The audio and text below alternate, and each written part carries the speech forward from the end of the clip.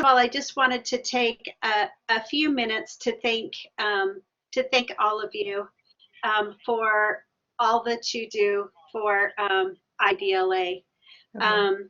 Your dedication has really contributed to the success of IDLA and of our students. Sounds like we might have somebody that needs to mic or to mute your mic.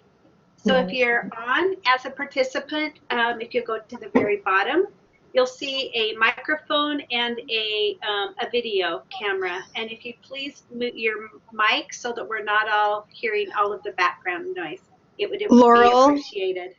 Laurel, yes. It's Heather. I was on the phone with tech and they were getting it fixed for me. Awesome, thank you. Okay, so I'll mute it now. Okay, thank you.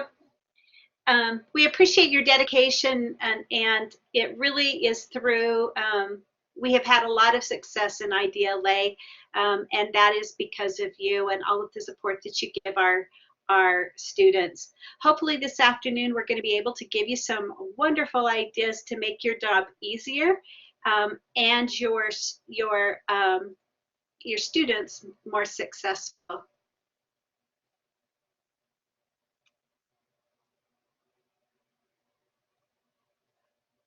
All right, does somebody want to, there we go.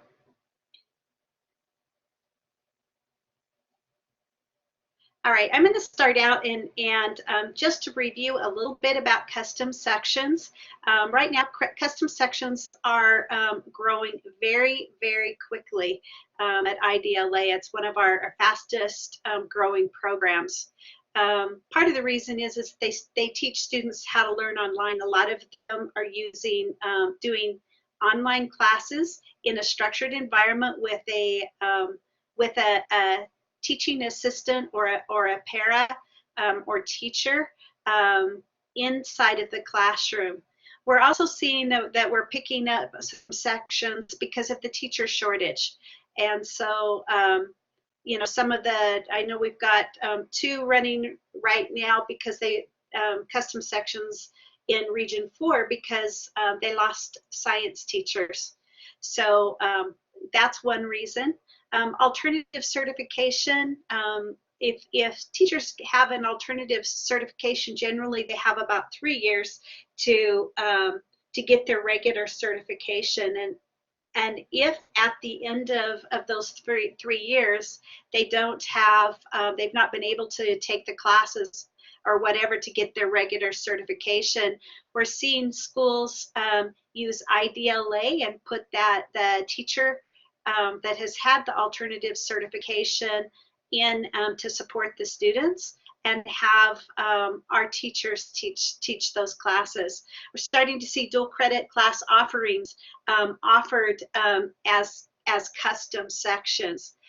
And one of the reasons that it's growing so fast is that because of the additional support that the TAs can give the students, we're seeing that the student success is a little bit higher than it is in our regular cohort classes. So for this last year, we've had about 89% of our students that were in custom sections that have passed. Characteristics of a great teaching assistant, and these are the individuals that are supporting them at the local level. It's just like hiring a coach if you were an administrator. That we are finding the ones that are really, really good at it are great coaches. They have the ability to create those teacher-student relationships with the students. And it's through that relationship that they can help motivate students. They're very organized, and in a lot of cases, they're tech savvy. Not always, but in a lot of cases, they are. I did just a little piece on the custom sections to kind of lead into. Okay, I will do so. Okay. Okay, thanks. Bye. All right. Okay. Sorry, we have somebody that needs to mute. To lead into our first speaker, I would like to welcome Heather Leishman.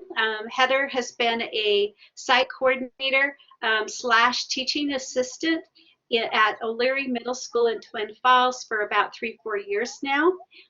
She's currently working she works full time. She's also a full-time student in the evenings working to get her counseling degree. But she has done some unique things that have really contributed to her students' success. In a lot of cases, 100% of her students have passed, and in several cases they've all had A's and B's. And so I've asked Heather to share with us some of her best practices. I think that you'll find that they're a little unique. Heather. Okay, so hopefully you can all hear me now. I've had a few little technical difficulties here at the school, so and I keep losing my connection. So if I lose it, then I'll wait until it comes back, and hopefully you'll bear with me. So as Laurel said, I am a site coordinator here at O'Leary Middle School in Twin Falls. I came into IDLA in November 2015, so I've been here just over 2 years. I'm also a site coordinator trainer for IDLA, so some of you may have seen some materials from me or seen me out at your schools. And then, as Laurel said, I'm also a school counseling graduate student, so kind of got a full plate.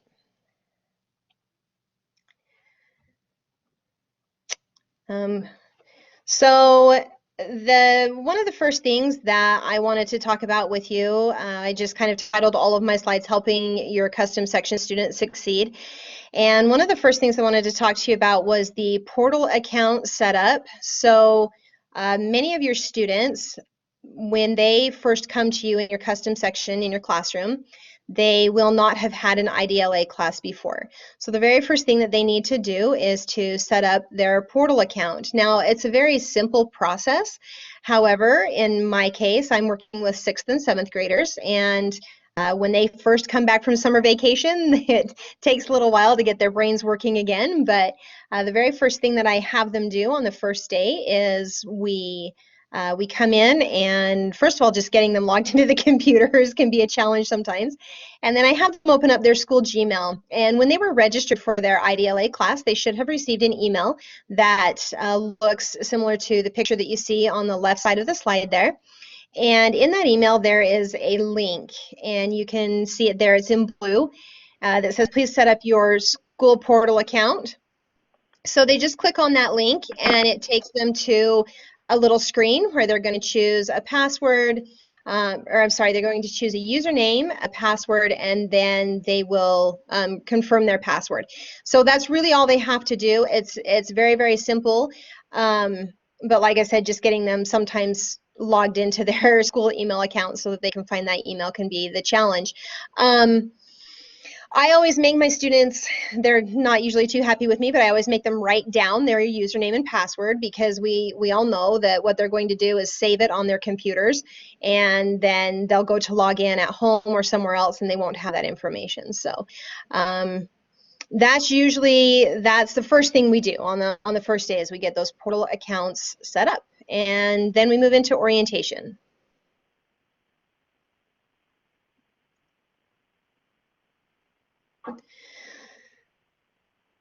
So with the orientation, something that I started this year is actually working with them to begin the orientation.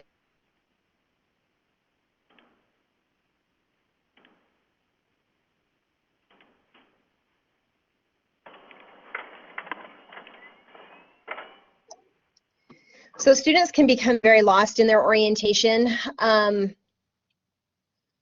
And oftentimes we would be getting to the end of orientation week, and we would be ready to start our course, and I would be having to call Kristen and ask her to either extend orientation or push kids through or something. And we really don't like doing that, because they need this information to help them get going. But for many of them, well, obviously if they're taking orientation, it is the very first time they've ever had a class like this, and for most of them it's their first online class. So it takes a while for them to begin to learn how to navigate. So what I started doing with them this year is the first day that we do orientation, I actually take advantage of tech support getting me set up as a TA in the class so that I actually have access to the classes. I can see all of their courses. I can see their units, their lessons, and everything. And so I take advantage of that, and I turn it on my computer and I put it up on my whiteboard so that they can see it and follow along. And so for the first class period, we actually just begin going through orientation together. So we'll read the announcements page, we'll watch the videos, we talk about the navigation panel or the course menu that's there on the left. And usually I will give them kind of some no-brainer quizzes. I might say, like, if you want to find the syllabus, what would you click on? And then, of course, I'll be able to look at it and say, oh, well, syllabus and schedule. So we usually spend the first class period, we work on the announcements page, and then we go into our course units, and we begin in Unit 1, and usually we get partway through Lesson 1 of Unit 1.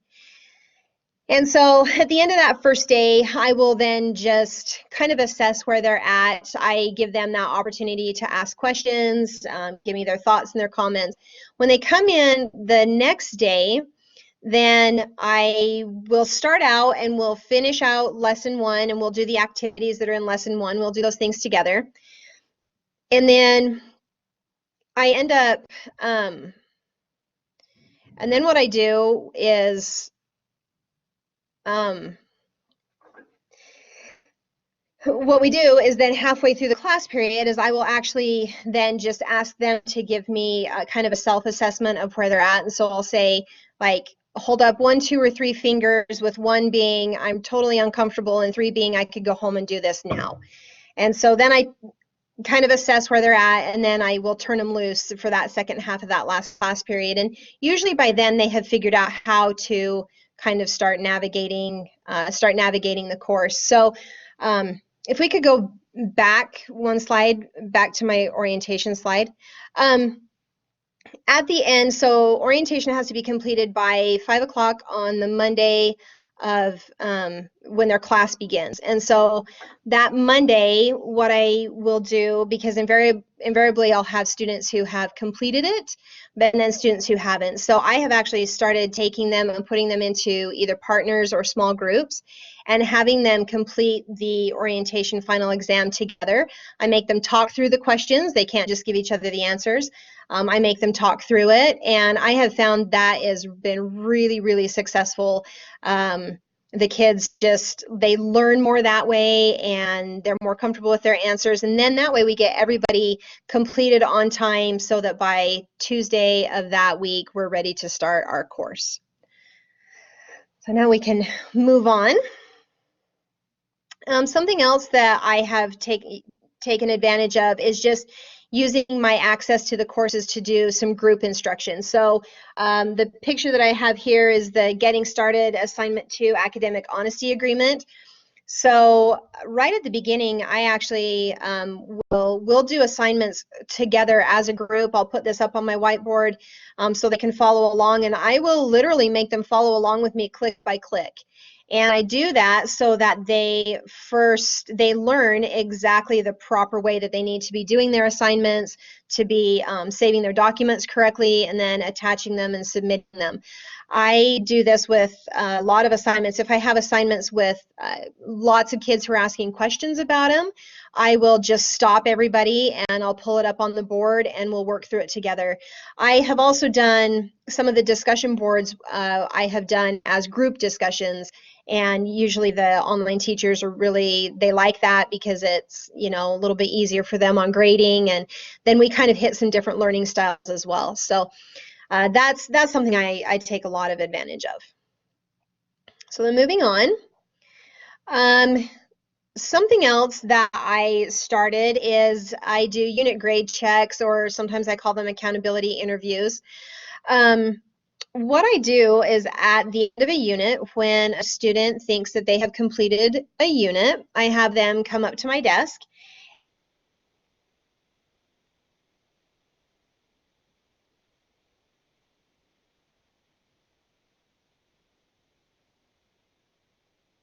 I think we lost Heather. Luke, I'm not seeing her as a participant anymore. Laurel, do you want me to go forward? Yeah, let's go ahead and let's go ahead and go forward, and we'll come back to Heather. Okay. Let's see. So hi, I am Kristen Binder. I am the District Services Specialist / Registrar for Idaho Digital Learning. I see a lot of familiar names, so it's glad to have all you guys. What I want to go over is just kind of a few little updates just regarding our overall schedule and flyers. So first of all, you have access now to all of our flyers for the upcoming school year. So if you just go to our main website, idahodigitaLearning.org, you can go under Site Coordinator Resources, and you can get the flyer for summer next fall and next spring of 2019. And then we also have our academic calendar listed there, which is just a nice little one-page sheet of all of the dates and deadlines. It has Flex and Driver's Ed and all the cohort classes right there on one page. One thing I did want to point out is that we are not going to have our trimester 1 session in August any longer. That continues to be pretty low enrollment for us, but we will still have a trimester in the fall and 1 trimester in the spring.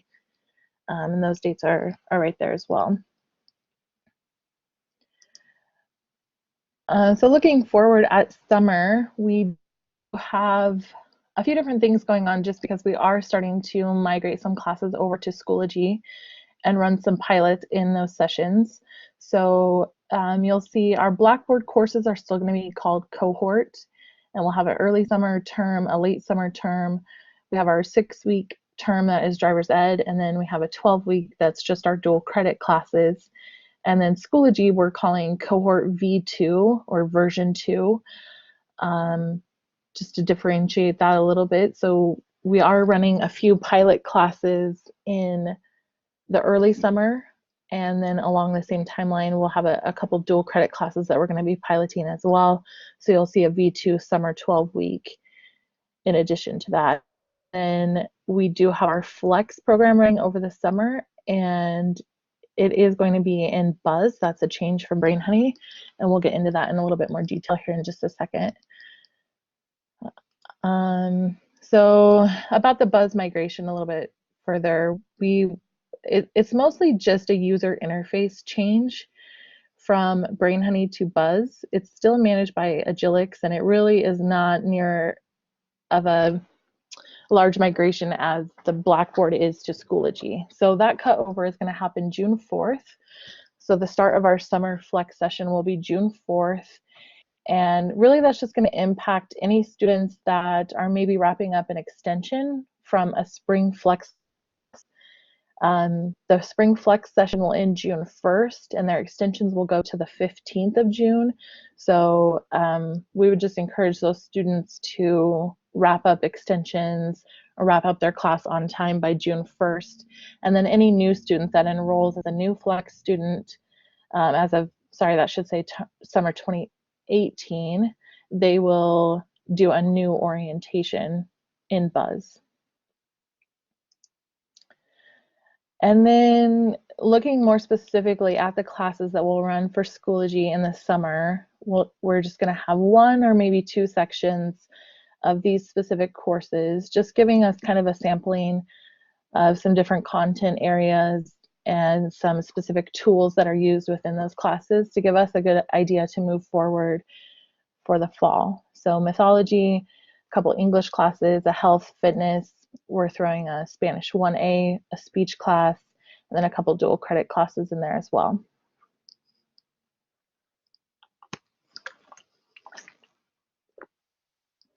And then looking forward next fall, so fall 2018 and then spring 2019, the current plan is that you'll see whole departments that will move to Schoology. And right now we're looking at health, fitness, English, and foreign language, all fully running in Schoology only. Right now, that's the plan, but that will just kind of depend on how those summer pilot courses go and a few other factors as we as we convert those courses from Blackboard to Schoology. And as of right now, we do have fall registration opening May 1st. We're trying to get that out much sooner to help with that planning for the upcoming year. We're just waiting on a few things like our dual course schedule and finalizing some things with our college partners. And then by spring of 2019, you could expect that all cohort classes will be in Schoology, and you shouldn't see any Blackboard courses unless there are a few factors that cause us to pull classes back into Blackboard. We'll just kind of have to evaluate as we go during this transition period. And then just to point out, during registration, things are mostly going to look the same. It's just you'll see cohort and cohort V2. So when you're doing what we call a direct registration, where the site coordinator is actually doing the manual data entry of the student registration, there is a drop down to the far left when you're on that course selection screen, where you can just filter directly to the cohort V2 program. You'll see cohort flex. You'll see hybrid courses if your school has a hybrid custom section going, or you'll see that cohort V2. When you're doing a fast pass, you'll just need to be aware that each session will require a new fast pass, and that's how it currently works. So anytime you have students that want to take early fall and late fall and maybe a flex class or driver's ed, those are all different sessions with different start and end dates, and you have to manage different fast passes for each of those sessions. So that's not going to change. It's just something for you to be aware of. So that would be really important in the fall, you know, on the English, the health, fitness, those departments that are running fully in Schoology. And then just to reiterate, the students will need to complete a new orientation as they get registered for a Schoology course. And you guys feel free to add any chats in the comment box there, any questions in the chat box. So the orientation requirements, same as we've had cohort in the Blackboard program, Schoology cohort V2, that's new, and then Flex running in Buzz will be new as of summer as well. So if you're curious to preview the student orientation, we actually have our lessons available on our website currently for Blackboard and Schoology, and then Buzz should be coming this summer. So again, our main website, idahoddigitallearning.org, and it's actually located under the Students and Parents tab. And then if you go down to Getting Started, there's a green button that says Preview Orientation Lessons. And that will actually let you look at the individual soft chalk packages that hold all of the lessons and all of the videos for orientation in Blackboard and Schoology. So really the only thing you can't do is submit an assignment or take the final exam. So this might be a good place, like Heather was talking about, walking through orientation with students, or if you have a parent that wanted to preview, or if just you as the site coordinator kind of want to see what that content, that orientation content looks like, you can certainly preview that, and it just will walk you through all of the different lessons. So what I want to do, I know we have a lot of interest and a lot of curiosity about Schoology. Some of you haven't seen what that looks like. So I'm going to take just a quick second to transition to a screen share, and I'm going to show you what Schoology looks like. Okay, so this is a student view. Not very exciting because I'm not a current student in a currently running class, but you kind of get this use. Is anybody else seeing just a gray screen? Going on forever? I'm just seeing a gray screen.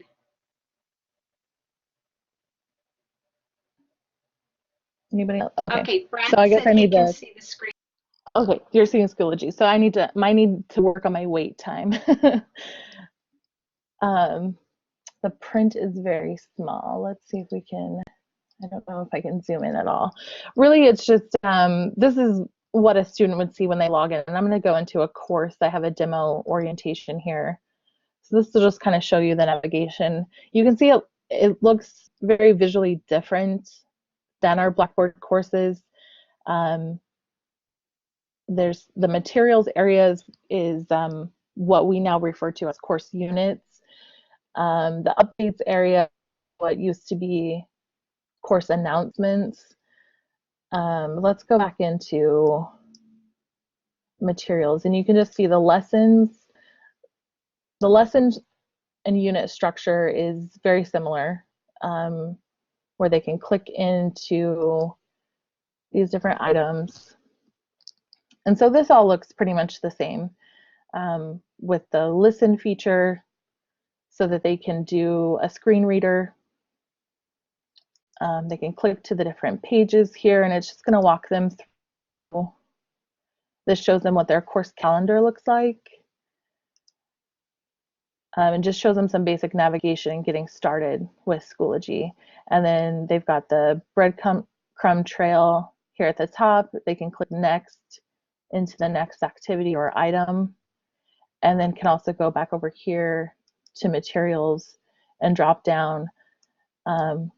When they take the final exam, this is an item I have already accessed, but there is a review activity they can walk through.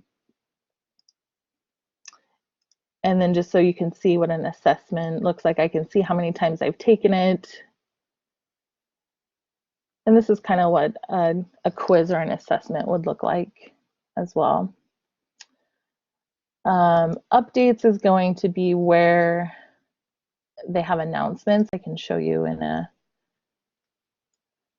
another demo course what it looks like a little bit. So this is a demo version of our 8th grade career exploration. So this might be where a teacher would post, you know, hey guys, we're in unit 2 now. Go ahead and check out the unit checklist and get started with U2A1. There's a discussion board we'll do in this unit. You'll just see kind of that housekeeping type items from the teacher. And then again, the materials is set up very, very similarly with the unit structure and lessons. And then this calendar over here on the right side would populate for them as well, showing what their upcoming due dates are along the way. All right, so I'm going to jump back in.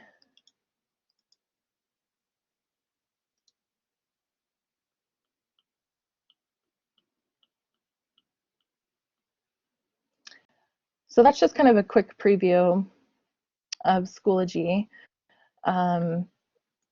You know, as you get students enrolled, you'll be able to use the observe feature much as you now.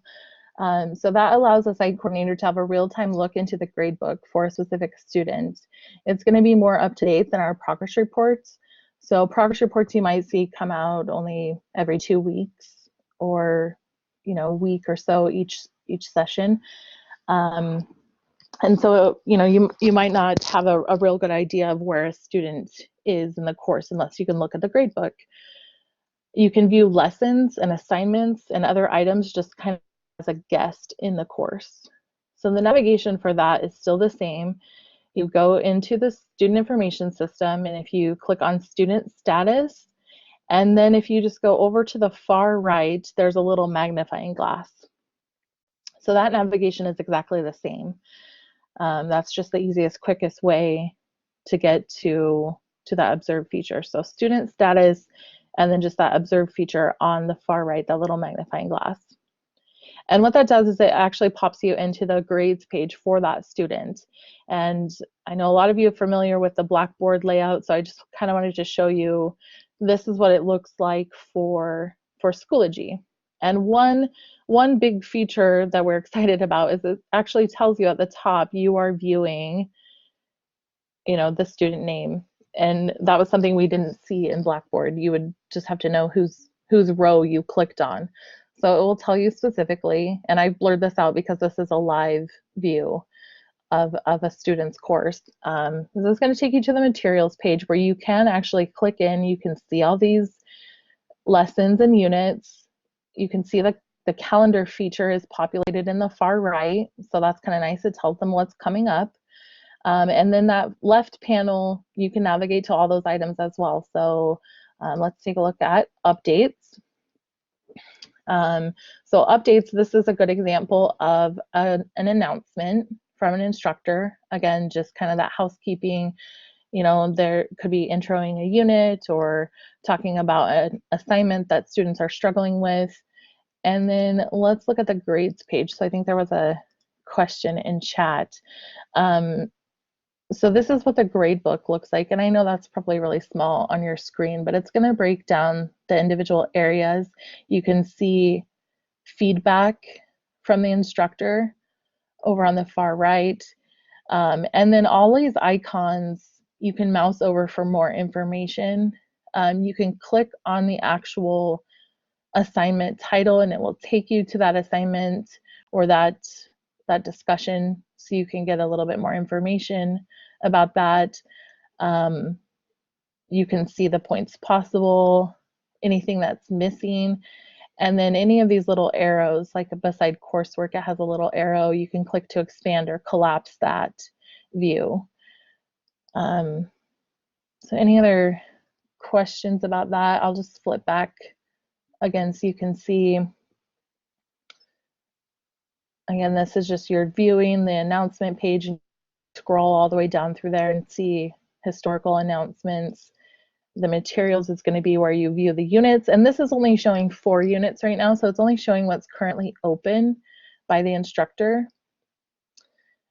And then Andrew, you're asking if you click on the score to see how they answered. Yes, I believe you can click on that, or there's one of these little icons that you can see actual submission itself.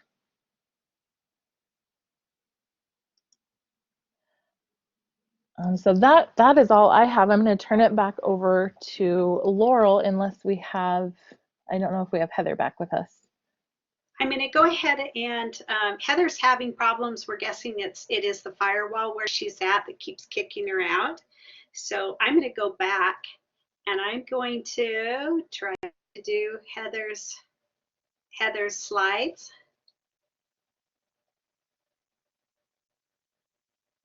Okay. Alrighty. So kind of where Heather left off was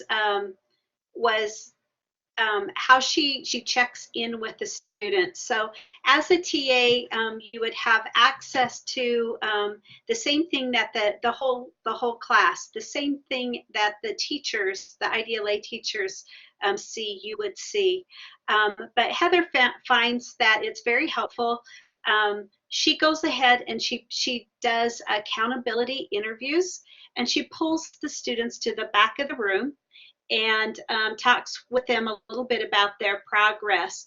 And when she does that, she goes in, and that's what this screen is showing you. She goes into student status, finds her student, and on the far right side, there is a magnifying glass. And she clicks on that magnifying glass. That's going to take her into the class as an observer. That way that the students are only going to see their grades. So she goes through the grade book with them, talks about any grades that or any assignments that students received a low grade on. She points out the assignments that she expects them to redo. She also points out the missing assignments, and you will see in any assignments that maybe that they have that are in progress. She teaches them to check their grades daily.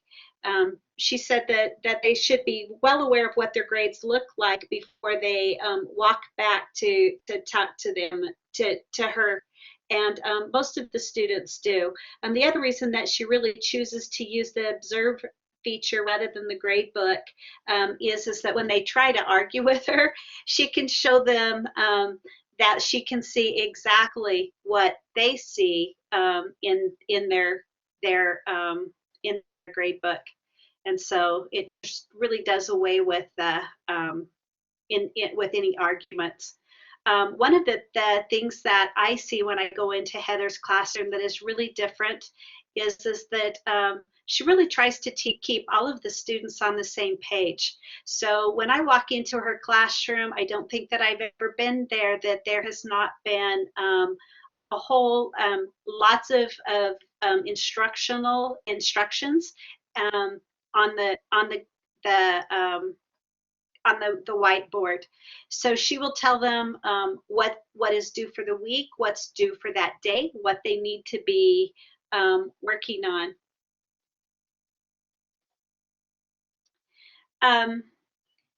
Something else that I would never have thought of is that that before you begin, she has policies already set up, just the same as if you are a classroom teacher.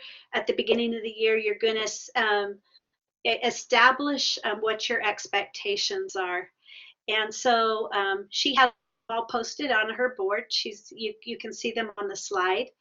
She talks about game policy. There are some games that she allows for students to play when they have all of their work done and if they have an A. And some of those, when I say she allows them to play games, they're specific games and they're games that relate to the content that the students are learning.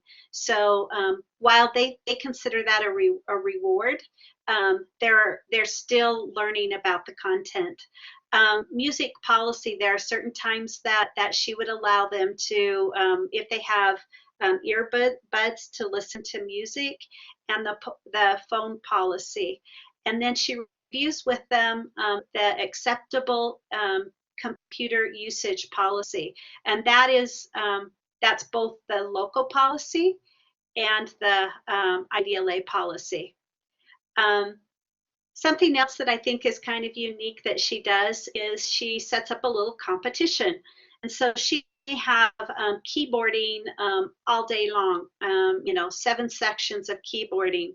And so she posts the number of A's and B's that they have in each class. And I'm not quite sure what their reward is, but I think they have a party. But at any rate, that is really helpful in helping to motivate the students. It also really encourages them to be an encourager of other students in the class and to help them if need be.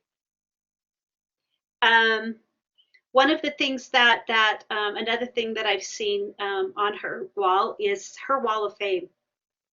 So when you walk into her classroom, she has allowed students to sign if they have 100% in the class. You can see that's the first column. All of the students are able to go in and they're able to sign. If the entire class has A's, they get that up on the wall. If the entire class has A's or B's, that goes up. No missing assignments. And if they are caught up, so if they were gone two or more days and immediately get caught up, their name goes up on the board. And then something that I really like and something that our IDLA teachers really encourage is caught doing something nice. So just encouraging them to be good to one another and helpful to one another. And in the classrooms, or excuse me, in the IDLA announcement, a lot of times I will see the teachers, because Heather is so good at communicating with our teachers. She tells them exactly what she's doing, and then they reinforce what she's doing in her classroom. So a lot of times I'll see an announcement, just encouraging some of the encouraging them to do something nice, for someone, celebrating because there are no missing assignments. So it's just a way to help cement that relationship between the face-to-face classroom and the online classroom. And I think that is, I'm going to fast forward. I apologize for jumping around. We had no idea Heather was going to have a hard time with it. Okay. Okay, the next thing I really just wanted to touch on is summer monitoring. I know that is really a struggle in some districts and some schools. Summer is our largest. We have our largest enrollment in the summertime, so we have lots of students across Idaho taking IDLA classes, particularly the advanced opportunity kids that are working to get ahead. So as we travel around as regional coordinators, some of the things that we see, particularly in the smaller districts, the superintendent and office personnel work around the summer. And so a lot of times we'll see a computer or two set up in the office, and that superintendent or maybe a secretary that is proctoring if need be. I've even seen some superintendents that have allowed students, if they don't have technology at home, to come in and work at the designated computers inside of the office. Counseling, some of the counselors do some of the monitoring. They make phone calls to help encourage kids. I wanted to just remind everyone that if you use the communication system that's available through our system, our SIS, you can email all of your students in the summertime that are taking classes at once.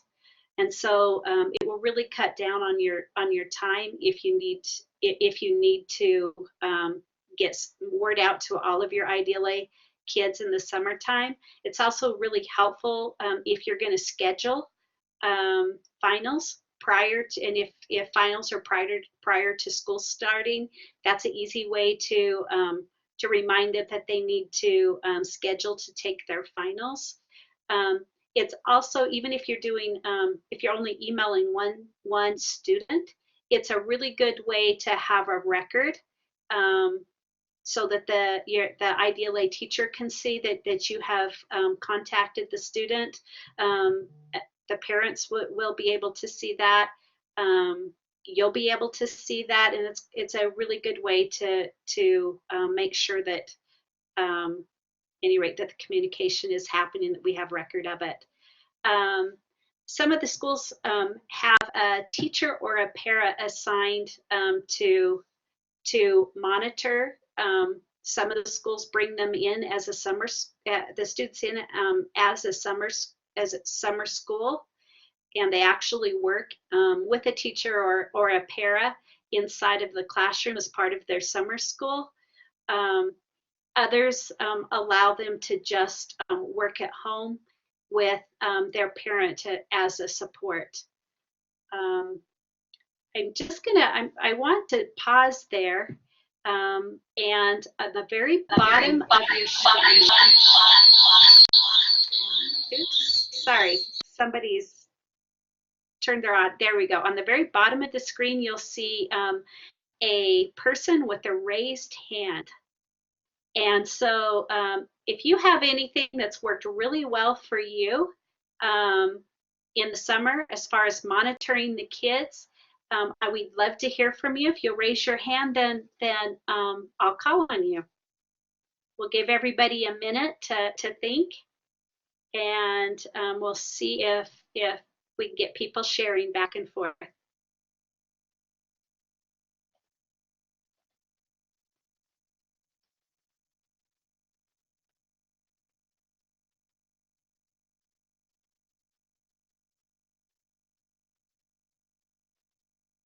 I think everybody's shy. All right. So that's the end of our training. I'm going to pause and see if anybody has any questions or anything that you would like us to address. Brad's right. He says that you can type some ideas in this chat window. We would love to hear from you. So I'm looking in the chat window for any questions or ideas.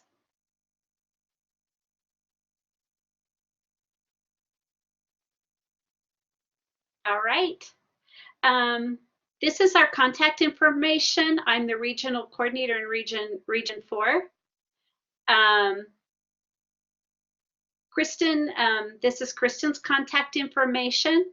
Kristen is our registrar at the office and also helps with a lot of basically anything having to do with site coordinators. And Heather Leishman is our site coordinator trainer. She can be reached at this email. She can also be reached at this cell phone number.